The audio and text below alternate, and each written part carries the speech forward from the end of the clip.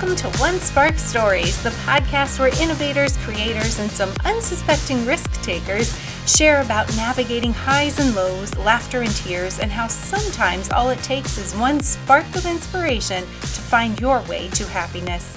This podcast will leave you inspired to take action on your own purpose as we connect, create, and celebrate unique sparks around the globe, once again proving that it is a small world after all.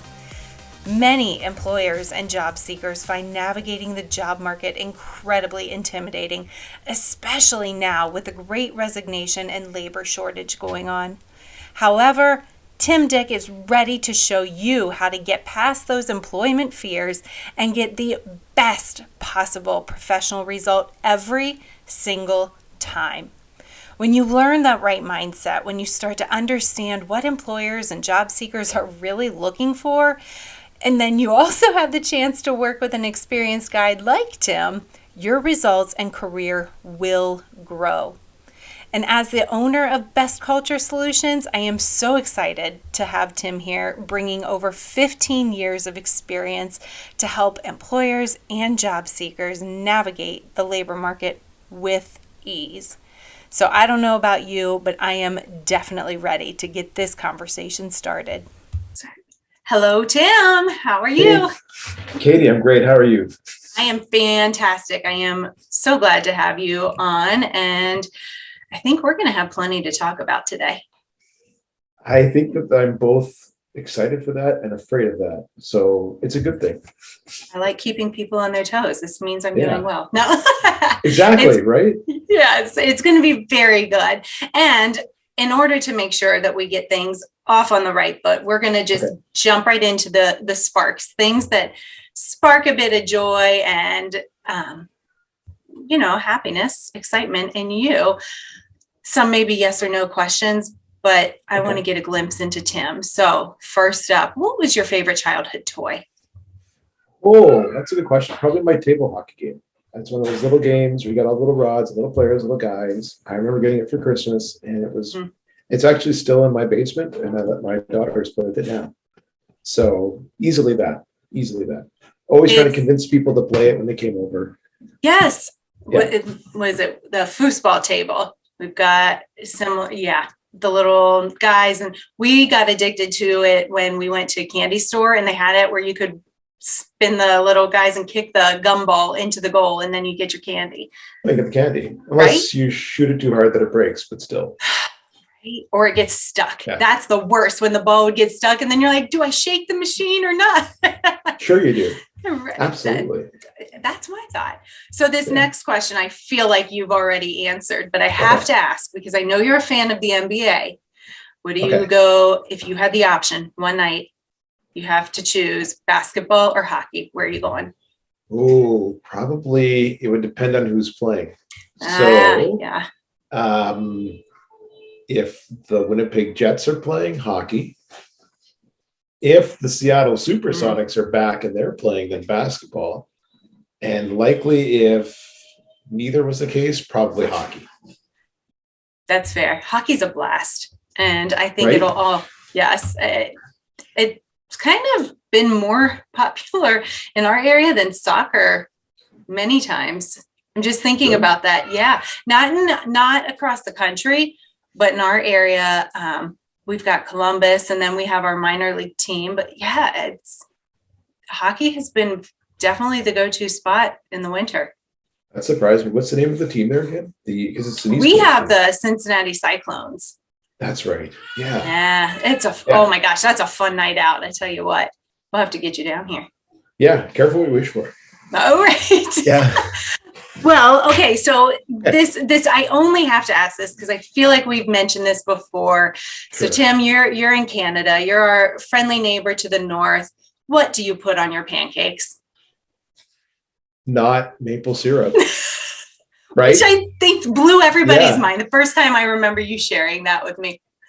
Yeah. Honestly, I have strawberry jam. Not on toast.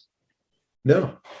Now, I will say that actually this morning, speaking of toast, I did have French toast. And I did have some with jam and some with syrup. Specifically for two reasons. First is because I didn't want to disappoint you with this answer, but secondly, our mutual friend Mike Simmons has the same syrup as we do, and he assumed that I have it because I'm in Canada. And so I just wanted to be able to send him a picture of it. So I did do syrup. I did do fantastic. Syrup. That is absolutely fantastic. And yeah, I think that is such a misconception that, hey, Canada, they're going to put that syrup on everything, right? So what would you say is your favorite use for maple syrup then?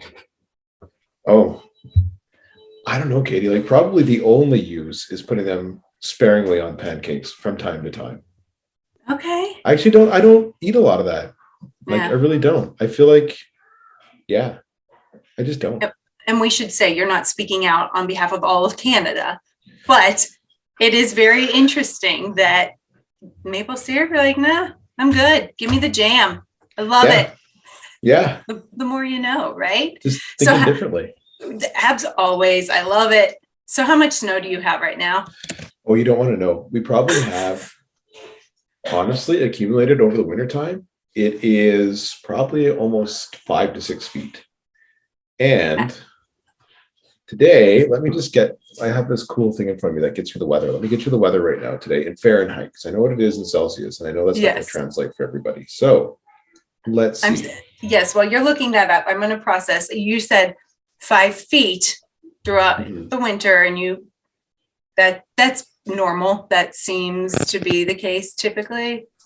Yeah, pretty much over the course of the wintertime. Like in Winnipeg, where I grew up, it'd be like 5 to 6 feet for sure every wintertime. And today it's -6 Fahrenheit where I am.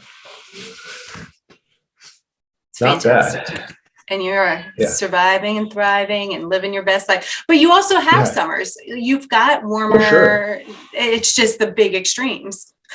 Totally. Like summertime, we'll probably get to the 90s, close to 100 on some days. Absolutely. Yeah. And because we're further north, the other thing that happens is that the sun is up really late. So there'll be nights where it's like 11 at night and the sun's just going down. They'll come back up at 3 in the morning, which actually makes it hard to sleep. But, I would say so. Yeah. Yeah. And I realized the way I phrased that, you have summers. Like, I know you have summers, right? Thank you for understanding. I meant it gets really hot, right? Yeah, it can. Yes. Okay. So then I want to use that to lead in to the fact that you had these extreme differences, and yet you came down and you did the Disney International program. You worked down in Florida. So what would you say was the biggest adjustment going down there? And maybe what was the best part of that experience? The best part. Okay. So the biggest adjustment was, so this is 20 years ago. I was 19 at the time.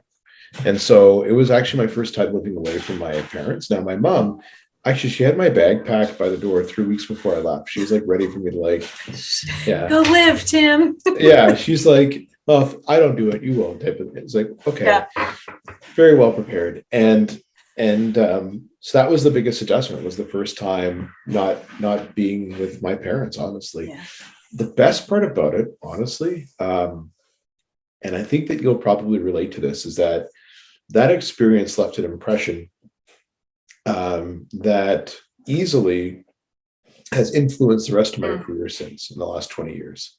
And everything that I've done professionally since then, I've been able to put against what I learned there to understand, just how you can really, really, really, how do I put it? I don't want to use just the term run a business well, because it's so much deeper than that, but just professionally speaking, all the different things that you can contribute to people, and the things that I saw there that I would never have seen anywhere else, that I can offer to other people, and pay forward to others, and in a way that I would never been able to do if I hadn't been there for a year, is probably the best part about it, easily. Yeah. So how did you get there? How did you get to that opportunity where you thought, you know what, I want to go down and try this out. Mom's telling me I got to get out of the house. What led you to go that direction? Because ultimately it sounds like that played a huge part in the next years of your life. Yeah, 100%. So basically what had happened was we had gone down there as a family in 1997. I was in middle school at the time, and that was the first time that I realized, hey, all those people that are working at Epcot at all different countries are actually from there. And so we met somebody in the Canadian Pavilion that was from Canada, and everything's just started to click. I said, oh, okay, wait a second. This means that I can do this too one day. And I more or less resolved then that one day I would do it. Fast forward to about 4 years later, a friend of mine that I actually worked with at a different place, I used to work at a movie theater, an entry-level job. He actually had went down as well, and he let me know that he was there. And all of a sudden I said, oh, wait a second, that's right. I was going to do this. And so I applied. And from there, they have a hiring agency in Canada that helps screen people. And then basically just followed through the application process. In some way, somehow my name got picked. And here we are. That's excellent. I love it. And I love that point, middle school Tim was like, this is what it is. There's got to be something to this. It called you and you felt the pull. So then you came back and started into your professional career. And this, at some point, I'm sure you thought, okay, this is not a job for me, or this position is not a good fit. What was a moment or something that made you pivot within your professional career to get to where you are now, helping with other organizations and other job seekers get with the ideal position? I was in how do I put it? I mean, I was in a situation where I realized that professionally, philosophically, I might be in a situation where things were just not aligned, right? And that happens, I think, to everybody. And I think at that point, you have to take ownership and decide, how you're going to do that and how you're going to get into a situation where it's no longer the case. And so one of the things that happened is that I realized that I'd have to do something. I just didn't know what or how. And somewhere along the way, so one of the things that I really latched onto from my time at Disney was hiring processes. How do you do it right? How do you do it well? And so I ended up becoming certified in the same processes that they use there in motivational based interviewing and how to interview people. And I used it in my corporate role to really, really make a huge difference on the team. And what ended up happening was a friend of mine called me up one day because he knew that I had this training and practice, and he was having his first interview in 20 years, right? And so he asked me for help, and I gave him insight. And this was right at the beginning of the pandemic when nobody was getting jobs anywhere. He got 2 job offers right in the middle of everybody being laid off. Wow. And then he said, that there's such a thing as an interview coach, and they actually do this for a living. And I was like, oh, interesting. So I started the business, and then people started asking me, well, can you help me with my resume? Yeah, sure. I can help you with the resume. Can you help me with hiring the right people? I mean, if you're helping people interview well, why can't you help companies hire? Oh, yeah, I could do recruiting. That's a good point. And then, well, these are the tools that you use when you're trying to decide what's next, to get to your original question, right? In your career. And why don't you help people through that process? I was like, I could do that. Yeah, totally. So I realized that I could use this to help people that were in a similar situation to the one that I was in, find something that's going to be meaningful for them and hopefully speed things up a little bit for them. And that's, that's kind of how we got to where we're at. So now here we are. We have this business where we help companies with recruiting and, career transition when they have to part ways with somebody, and kind of HR type projects. And we help job seekers with resumes and interviews and finding out what's next if they need to. That is fantastic. Something that I think I would have loved to have that support at some point, right? Just trying to navigate what do I need? And especially all the debates over what's necessary for a resume, the cover letter. Are those some examples of things that you help people with, filtering through all this stuff and knowing what is necessary? Is that a big piece? Yeah. Okay. Oh yeah, absolutely. And we'll train. So to your point, so anytime you write a resume, that's what it's all about, right? It's like what belongs here, depending on what you're applying for. And then afterwards, I'll actually help people and teach them how to do it for themselves. I love that. Way you don't have to keep asking me to do it for you, right? And that way you learn. And that's what you want. You want somebody first of all, you want them to land that job and not need you again. That it's like, hey, I want you to get this right and get it. But you're equipping people with tools that they can then take and really feel empowered to know, oh, I've got it now. I've got this figured out. And it's something that we don't realize is valuable in that resume piece, is telling your story and not just giving what you think they want. Because sometimes, I'm sure you've worked with people where they don't include something and you get talking to them and you're like, whoa, why have you not included that? I think so. One piece that I've had students that I've worked with ask me is about volunteer. And they're like, well, do I put my volunteer experience down? What are your thoughts on that? Yeah, sure you do. Absolutely. Because you know what? There's a few reasons why. First of all, you might demonstrate skills, right, that might be required in the role. But, maybe even more importantly, you demonstrate leadership, right? You demonstrate, and personally, I'm a big believer that every single person in every organization needs to have strong leadership skills. It doesn't matter what your job is, what you do. Everybody's responsible, right, in some way for taking the lead for something. Yes. And so if you put volunteerism in there, you demonstrate, like I say, leadership, extra skills, a recognition that there's something bigger around you than just you. And there's no good reason not to put it in there, frankly. Mm-hmm. Yes. Yeah. What would you say is one thing that people get hung up on with their resume or the job search process that really is low level, not something to, not as important type of thing? Yeah.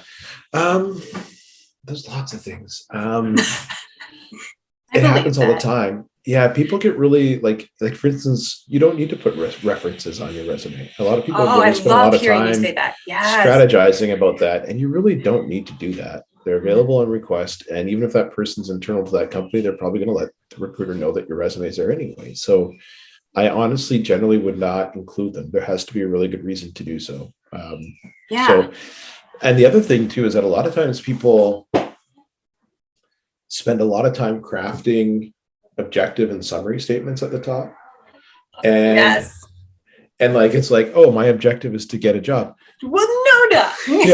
Yeah. Like, oh, okay. I had no idea. Right. So, I mean, you can, and people and I've seen people, and it's just because they think that it's supposed to be there because they saw somebody else do it. And it's not that they're not smart or anything like that. It's just that they think that that's what's supposed to be there for whatever reason. Just by virtue of the fact that they don't spend hours a day studying this stuff. And they spend so much time, like, what's the perfect objective statement? It's like, just get rid of it. And have a summary at the top with maybe 3 points that directly speak to what that company is looking for in that role. So you can show them immediately that you're the person, right? Yes. I love that because that is it's like you read my mind.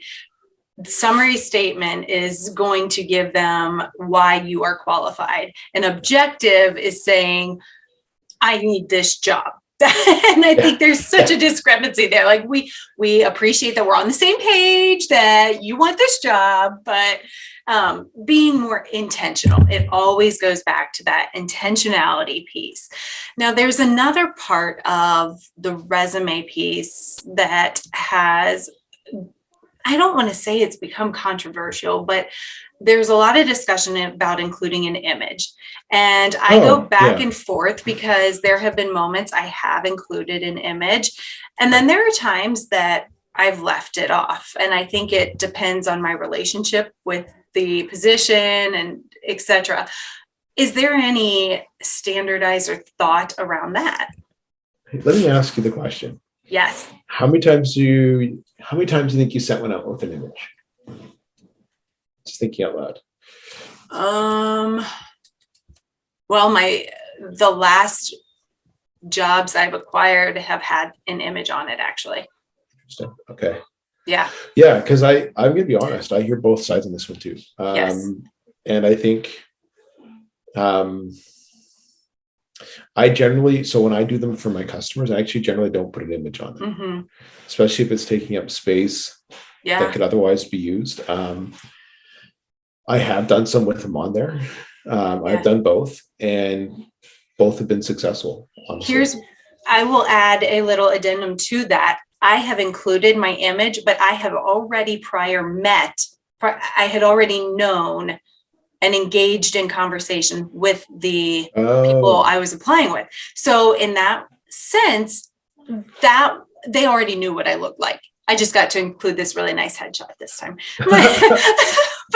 but I have definitely been curious how I would have approached it in more of a blind lead and in a situation where they didn't know me. And that is where I think the debate comes up, is if it's an unknown, am I setting myself up based on my legal name? Based on, are they going to judge me based on that? Are they going to judge me based on my gender? There's so many different variables. So that being said, yes, my image was on it, but I had already had a prior relationship in a sense with them. So yeah. That actually, go ahead, sorry. No, you're fine. It just made me very reflective in that thought when you asked, because I'm like, well, I did, but they already knew what I looked like. They already knew what they were getting. Yeah.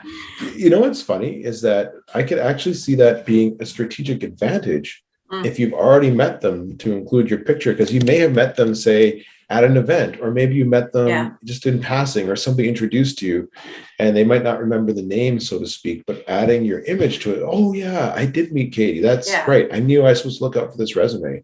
So actually, the more that you tell me about this, the more I wonder if it's actually strategically advantageous to include it when they already know who you are versus not. Yeah. And you might think of it the other way around, right? Yeah. Mm-hmm. Yes. As a very visual person, it just made sense to me. I'm like, I can put a face with a name. And so, hey, this seems to make sense. Plus, I got really tired of just the bland document. Especially, here's another thing, is the multi-page resumes. How many pages is just tapping into excessive? So let me go back to the original question first. So you can put an image on there all you want, but it's just like when you do marketing and your website and the stuff. Aesthetics are nice, but the most important thing are the words. Yes. The words that are in your resume. That is the most important part, more than anything. The image can if you use it strategically, like we talked about, it can get them to look at it. But if the words don't match it, then they're just like, oh, I did meet her and she was very nice, but we don't have really a match here. Yeah. So I would say that, like, words over aesthetics. Like, it's funny too, even when I do resumes for people, they generally are actually just plain old black and white resumes. Yeah. But I know that they will get the recruiter's attention in like 3 to 5 seconds, if that. So that's the important thing. Now, on page length, I would always tell people that you should never have more than 2 pages. Yeah. That makes sense. Yeah. Only include relevant experience to the job that you're applying for. Start your most current experience and work backwards till you've either got the space full or you've gotten as far as your last, educational credential. And anything more than 2 pages is done, which is funny because, like, I remember, our parents, right, when they would put it out, I remember my dad's resume was like 12 or 13 pages long, so you had to like cram absolutely everything in there that could possibly be relevant at all. But now it's like, no, like, tell me in 2 pages or less, just give me the message that, what you can or can't do. So, well, and I think it helps prioritize information. Whereas when you have to fill out multiple pages or answer all these prompts, sometimes people just throw words down and it's like, okay, now you're stretching. Now you're just making something sound fancy, and that's not necessary. So It can go both ways. So you shared a bit about a couple meaningful connections, because at One Spark, it's all about those sparks that help you pivot, help you find that next step in life, and in connections, in what you create, and then those celebration. And so when I think about your connections, the person that had done the international program and was able to give you a little insight, the friend that said, hey, Tim, this would be a great avenue for you to take with helping people. So what would be another creation that you say came out of some of these connections? You've created your business. Are you seeing a need in other avenues as well as you work with recruiters or interested applicants? Yeah, it's funny you say that because I find that everything is kind of an exercise in that in some way. I mean, that's so the reason why it's a tough question to ask is because it isn't, and not because it isn't true. It's because it's just like, oh, well, which one we're going to talk about, right? Yes. Like, for instance, I got a call not long ago from somebody who needed help with an investigation, right? There'd been an issue at the workplace, and can you do an investigation? Well, yeah, I've experienced in them. Um, I've done them before, and I can do that. And it's just, other things have opened up, like opportunities on certain boards, or I had somebody reach out to me last week to ask me to contribute to an app that's meant to speed up the cycle between job seekers and employers getting together, right? Yeah. And so yeah, like I think anything, like you just never know when you talk to people, like what you can find, or even like you and I, have talked before about, we're working in somewhat similar spaces, and it's like if there's an opportunity there to help a client together or something like that, then we have that opportunity too. So I mean, connections are everything at the end of the day, right? Yes. And you know that, and they provide, to your point, so many sparks. Yeah. So yeah, I mean, absolutely, the opportunities are infinite. Yeah. So looking back at your experiences, and I know you've had you've been willing to follow that opportunity. You've made connections. You've had some career moves and tried different avenues. What would you say would be one part of your story that may be unexpected, or people look at you now and they're like, wow, Tim's really helping us get our lives together, and he's the business guy? What is something they may not know about you that adds to your insight and your comfort in helping people find their purpose? Okay. One of the things that I would never have been able to expect, say like a year and a bit ago, is right now I'm helping people in Manhattan. I'm helping people possibly in the San Francisco area. I'm working with somebody right now to see if there's a fit. Somebody recently referred me business in Tennessee, of all places. It's just like getting to help people like that in places that I would not have, anticipated or thought of a year ago. It's done two things. First of all, it's opened doors, right, that we talked about before. Most importantly, it's helped people, right, get where they need to go in life, which is the most important part about everything, is just trying to help people get in that meaningful and purposeful work as fast and as effectively as possible, right? But the other thing is that it's actually really helped build confidence for what we do, honestly, because at first, you know what right? And you kind of think, I've got some experience here and I know about this and I can help people with this. But when you're first starting out, that confidence isn't super sky high yet. And you're still working through that and making sure that, what's up here is translating into a product that's usable for the people that you're going to work with and actually is effective for those people. And so I would say those opportunities, have really helped just on so many levels, just as far as where people are, would never anticipated that. How we're helping them, would never have anticipated that. And just the fact that we're able to help them is probably the most important, most rewarding part, obviously. So, Have you always felt connected to this type of work? I mean, you seem very savvy and like you've got it. You're the guy that people need to be calling.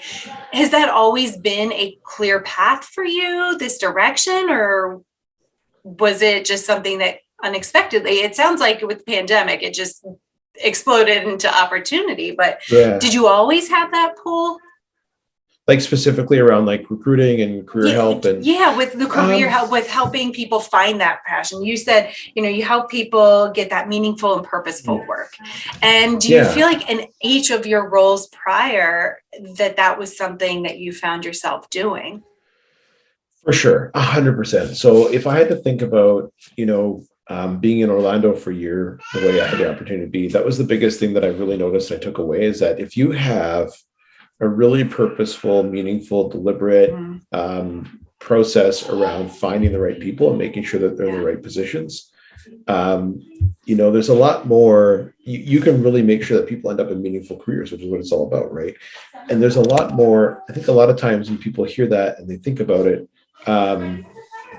they just think about it from the helping job seeker side. But actually, if you are interviewing right and you're interviewing well and you're finding the right self-motivated people for the right roles, you're actually helping them find meaningful work too. Yes. And so I latched onto that big time because I realized that was probably the hiring the right person for any role is probably the biggest, most important lever that anybody can pull in their business, because everything starts with that. And so when I saw the effect that it had on the way things went in Orlando at Disney World and how, people work together and the culture and the success that they had there, I realized that that was the most important thing that I could take away from there. And I started thinking about that in every workplace that I was in afterwards. And that's why I started getting certified and interviewing well and, and interviewing processes and hiring processes. Because I realized that was the biggest impact that I could make on any organization I was in. So yes. I don't know if that answers the question. No, you nailed it right there, because I feel the same way, that early experience in my career working for the Disney company and getting that training and the onboarding and knowing what that purpose was. Well, now I realize how it set me up in the best possible way, because now I'm able to get that out for other people, whether it's professionally or personally, identifying that purpose. I also felt for years that it set me up for failure, because every other job I'd take, I'm like, they are so lost. They don't have a purpose. Everybody's running wild out here. And so it was there were times it was a big struggle to get people to understand why I would bring up certain things or ask about that people strategy, and not quite those terms, because not every business even understands what that means, but just helping them be reflective in that intentional goal. What is the long goal? And so I was totally following along, and I love that has built out into such a big part of you and your business. Is it something that you continue to refine and dig into as you professionally grow? Yeah, 100%. You're always trying to find new ways, new techniques. Absolutely. Like, even though, being certified and practiced in that one area, you're always thinking of new sourcing techniques to find the right people. You're always thinking of, different ways that you might need to tweak your own process and stuff like that, even with the interview. So, but here's a good question for you. So tell us about how impactful traditions was for you and what you do now, because I bet you that was a pretty big. Yeah, it's funny because traditions I still have some of my onboarding materials, but I think the fact that it was not all task oriented. So traditions is when you are onboarded with the Disney company and you go through that whole rich history of the organization. You go through the guest service guidelines. You talk about the global business. Synergy is the big thing, because everything in the company is interconnected at some piece. And that awareness let me walk out into my job, whether I was renting strollers or trading pins or selling merchandise. At the end of the day, I knew my role was connected to so many other facets of the organization. And so as much as I look back on it fondly, like, oh, that was really fun, I also see it now as a challenge to help other businesses realize that the time to spend on that intentional purpose, that shared purpose, time spent on your history, on your traditions, and where you want to go is what will move businesses forward to success. Because the longer they live in these norms and assumptions and say, hi, new hire, here's your paperwork, go fill it out. Congratulations, you'll get your badge, and here's your free squish ball for stress. Oh gosh, thanks. The stress that we've just induced on you, but it was a huge, it was more inspiring than anything. And just like any role, I'm sure, Tim, you have told people this, but that day may not have felt that way for other people. For some, they probably saw it as, holy cow, look at all these rules, look at these guidelines, look at all the long history. Am I expected to know this? So what do you say when somebody walks into that first experience and there's that feeling like, whoa, this doesn't settle, it's overwhelming, it doesn't feel like me? Right. It depends on the situation, right? I mean, I mean, first of all, the most important thing that you can do, right, is when you are hiring, making sure that you're asking the right questions, to increase the chance that that will happen. Yes. Right. Yes. Where the person that you're going to hire or the person that you're talking to is going to be in line with your mission. Right.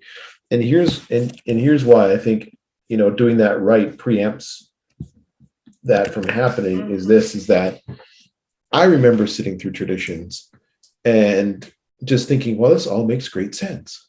Right. Because I was like, this is awesome. Like, finally, like, common sense, right, is actually, everybody says common sense isn't so common.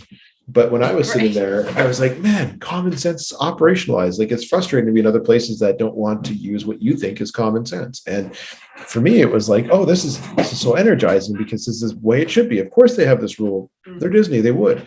And I think that, to answer your question is that if you can get the hiring piece right and you can hire somebody who's self-motivated for what it is that you do, don't get me wrong, it won't be perfect. There will be people that do, get in the wrong place at the wrong time and will say, this is way too much, this is way too overwhelming. But I think that if you do the hiring piece right and as well as you can, I think you really minimize that. I think as far as when it does happen, you need to do your best to help that person through things, let them ask questions. So, by the way, you want to hear a funny story? Yeah, of course. I was nearly that person when I went to traditions. Yeah. Or at least I think my leaders thought I was, even though I wasn't. Even though the whole time I was like, oh yeah, totally. And let me tell you why. I don't know how it went for you in traditions, but for us, after we were done in the classroom, we toured the park. And after we were done touring the park, they took us to a backstage area to meet who would be our managers. And so we were out in the park. It's sunny and it's humid and all this stuff. And it was a long day. And so they bring us to the back and everybody is standing and there's room on a couch for two people. And I get in the room last. So I'm forced to take that last spot no matter what. So I'm tired. And while our managers are talking, I am doing my best not to fall asleep because I am just tired. And they can see this, right? And I got out of there without no comment. I am lucky. Like I woke up and I was like, oh, they must not have noticed. Yeah. Of course they noticed, right? Who wouldn't have noticed this? But I was like, man, I just got so lucky. They must not have noticed because nobody said anything and all this stuff. A week later, my general manager comes up to me and he says to me, about a week ago, you were probably on the bottom of my cast member list. I thought for sure that, and he was like, he wasn't a jerk. Like he was really, really nice about it. He was like, and not because I didn't like you, but because you were nodding off in that meeting. And I thought for sure that you weren't going to make it through this and that you weren't going to, that we were going to have to send you home early. And, we thought for sure that this wasn't going to go well. And he says, but today you are actually my favorite cast member. You're at the top of the list. And he handed me a letter from a guest because I had helped their little girl who was having a hard day fix something. I can't remember exactly what it was, but we helped them fix whatever was bothering them. And if it wasn't for that letter, I don't know if I would have made it past my first month. Wow. So I'm sure that in my manager's mind, they thought that that I was going to, I was not absorbing traditions or what was in there, or it was too much for me or what have you.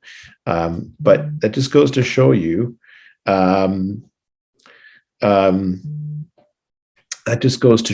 that you just never know, right? Making connections, going back to your earlier question about connections, you just never know who you're connecting with at any given time and what that could end up doing for you. And most importantly, because you've done something for them.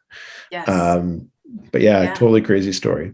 And nonverbals matter. I mean, they paid attention. Honestly, though, Tim, I thought your story was going to end how mine did that first week of training, because it was multiple days and you had to earn your ears. And one of the perks naturally was getting to go hang out at the parks. And I remember after, I think it was the second day, we went to Magic Kingdom and we're standing in the hub in front of the castle. And all of a sudden I started to feel lightheaded. And next thing you know, I was down and out and I was dehydrated. I was fine.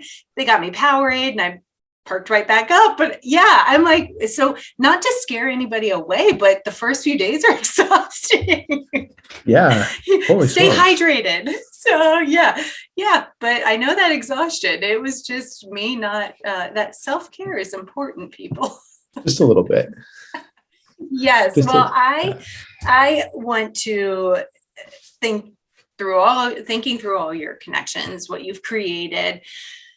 There's plenty to celebrate because you are now taking this on and helping other people connect with that position and helping recruiters probably refine their qualifying. I had an experience that could be a whole nother episode with a recruiter that unfortunately didn't qualify. And thankfully, 3 days into the job, I was able to have that conversation and say, hey, Right. this was not the best fit. So knowing that you're helping empower that voice for employees and organizations, what is something else about you? Maybe not even related to your work, but what is something else about you we haven't tapped into that we should celebrate today? Oh man. I know. Do you want to talk about some? Go ahead. Go ahead. I was just going to say, I know I heard a little one before, so maybe it's the family, right? Could you hear them? Only for a moment, but it was so cute because I'm like, oh, it is family day. Like it literally is family day. Yeah, it is family day. So for those of you listening to this show later, I live in Canada, and on the third Monday of every February, we actually have a statutory holiday called Family Day. And today is Family Day. So yeah. Oh, how fitting. I feel like we should have started with that. That's just so beautiful to me. But I am taking my daughter swimming after this. So so there you go. Swimming with 5 feet of snow, normal. No. Well, if you melt it indoors. That'll be so fun. So what, aside from the family, what were you thinking, Tim? What should we celebrate about you? Well, yeah, I do have 2 little girls, 3 and 1. But if you want to pick something that ignites a spark, we could have fun. But for the record, before I do that, I would say that, you know, like obviously my wife and my little girls are the most important part that I'm always the proudest of. But about 3 years ago, I decided to build my very own NBA Jam arcade machine.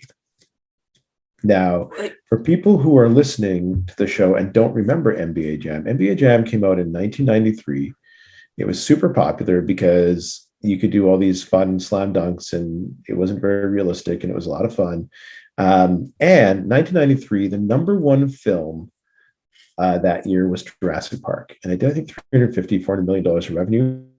People are probably going to like Google this and say that I'm wrong, and I'm sorry if I am. But anyhow, when NBA Jam came out, the same year as Jurassic Park, it did over $1 billion of people just putting quarters in the machine in arcades. It was super popular.